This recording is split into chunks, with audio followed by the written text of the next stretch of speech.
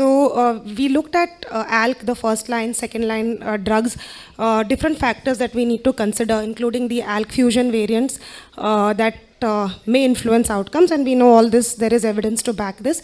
And with the availability of more and more ALK targeted therapy, acquired resistance is common, and this is what we need to learn about. So like I said, acquired resistance is inevitable once we use tyrosine kinase inhibitors in any setting. And to be brief, the broad mechanisms can be on target, that is dependent on the target, that is ALK dependent, or it can be independent by various mechanisms like activation of bypass pathways, downstream alterations in the ALK pathway, epithelial to mesenchymal transitions, and transformation to small cell.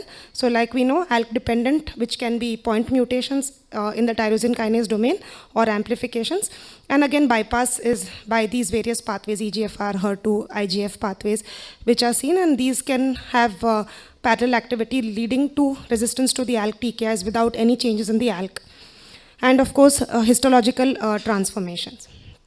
So there are multiple slides regarding this, but anyway, so secondary mutations in the ALK TKD is one of the most common ways of acquiring resistance, especially in patients who have received prior therapy, that is either first, second, or third generation TKIs, and they're kind of induced mutations.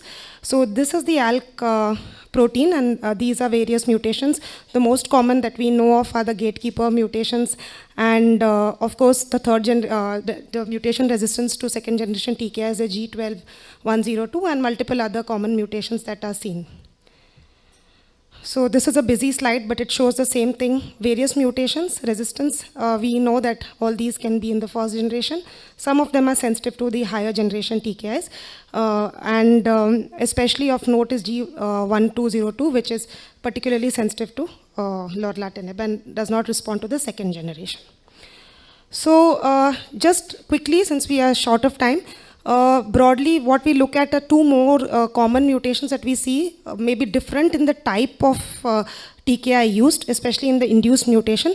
That is, prior treatment, does it impact the type of resistance? Yes, if we are looking at the resistance, whether it's primary versus acquired, and as well as if we are looking at the type of mutation in the tyrosine kinase domain that has caused resistance, it seems to have noted. This is a paper published in 2016 by Dr. Gaynor, which he looked at that time first and second generation TKIs, because third generation were not yet in routine use. And they analyzed longitudinally samples of various patients, around 81 patients who had either received crizotinib, ceritinib, and alectinib. And they noted that certain mutations are particularly seen with crizotinib, commonly like the gatekeeper L1196M and 1269G-A. Now these are the mutations at the site where the ATP binding pocket is, and this basically makes it resistance to crizotinib, and also of course G1202R, which is a solvent front mutation, which we will see as we go along, which is resistance to both crizotinib and second generation inhibitors. So again, this is the profile. So these are the ones which are resistant to crizotinib, probably sensitive. These are sensitive, but some of them are sensitive to second generation, like ceritinib or brigatinib, and many are sensitive to the third generation.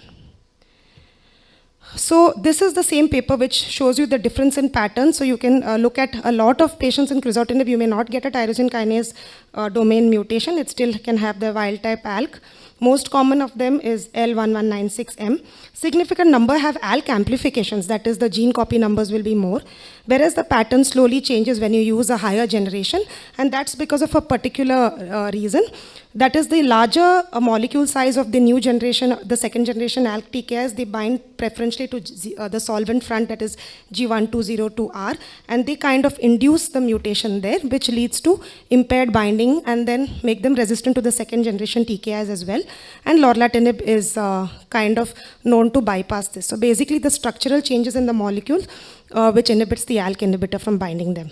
So I already spoke about this. There is a difference in pattern that we note. Second generation TKIs have actually more of this G1202R. That's basically because of the structure of the drug as well as its binding to the ALK molecules.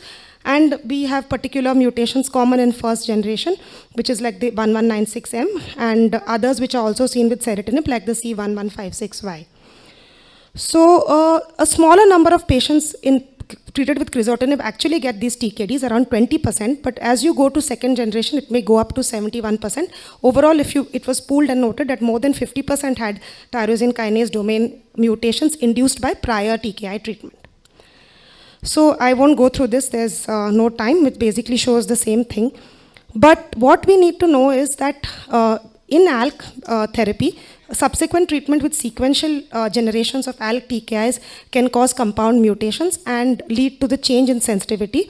So there might be a second compound mutation which may either modify the sensitivity to a particular ALK TKI or make it resistant to a previously sensitive TKI. So for example, in this same paper, they looked at sequential drugs that were added, and they have had alectinib sensitive resistant Crohn's, and then they have an acquired resistance to the same drug, and then probably making it more resistant to lorlatinib. So something which has been noted throughout. Of note is if you have both gatekeeper and ATP binding site mutations, this is kind of resistance to all the first, second, and third generation TKIs. So again, we already discussed about lorlatinib being sensitive, a drug which acts on most of these TKD mutations, including G1202R. But lorlatinib can have resistance too. It can be an acquired resistance or primary resistance, and I'll just go through it with these graphs. So if you look at this heat map here, it looks at primary resistance in these patients and acquired in these. And what they showed is that those who had primary resistance to lorlatinib, the mutations were not typically seen in the ALK protein or the TKD. It was probably seen in other mechanisms, including TP53 mutations and other genes.